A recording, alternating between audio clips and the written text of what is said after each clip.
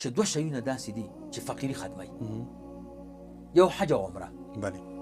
حج ته لاړ یا عمرې ته لاړ دا ګناه هم ختموي او فقیري هم ختمېږي. دې سره سړی مالداره کېږي. لکه یو سړی وایي چې زه دې مالداره شم د دې عمرې ته ځي د دې حج ته ځي خدای پاک به ټول کارونه سم کړي. دویم شی قرباني ده. قرباني به سږ کال په قرض وکړي. په قرض ورکول هم جایز دي. خو اولاد دا چې سړي سره خپل نصاب خو که قرباني د سږ کال مثلا په قرض وکړه شوق دې پوره کړه فقیر وي در باندې نه واجبه کال وګوره الله به خپل روپۍ درکړي. نو قرباني سړی مالداره کوي او فقیري هم ختموي.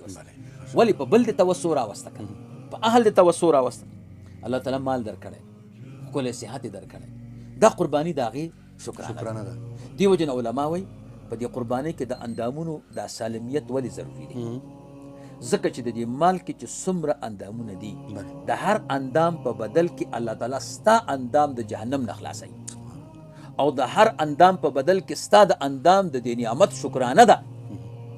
نو ځکه وایي چې ټول اندامونه به پوره د دې نعمتونو شکرانه ده پکې.